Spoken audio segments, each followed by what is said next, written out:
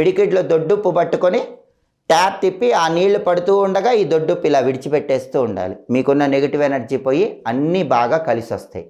అలాగే భార్యాభర్తల మధ్య బాగా గొడవలు ఎక్కువగా అవుతున్నాయి అనుకోండి, అలాంటప్పుడు కూడా దొడ్డుప్పుకు సంబంధించి ఒక చిన్న పరిహారం చేయాలి. ఆ పరిహారం ఏంటంటే 4 మిరియాలు తీసుకోండి, 4 లవంగాలు తీసుకోండి, కొద్దిగా దొడ్డుప్పు తీసుకోండి.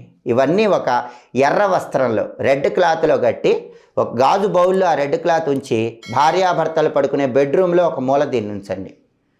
దంపతుల మధ్య కీచులాటలన్నీ తగ్గిపోతాయి. 4 మిరియాలు, 4 లవంగాలు, కాస్త దొడ్డుప్పు ఎర్రబట్టలో కట్టి గాజు బౌల్లో ఉంచి భార్యాభర్తల బెడ్రూమ్లో ఉంచితే చాలు.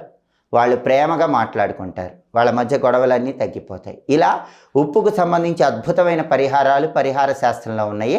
24 గంటల్లో మీకు ఫలితం కనిపించాలంటే మాత్రం తొడిమ ఉన్న 7 ఎండు మిరపకాయలు, పొట్టు తీసిన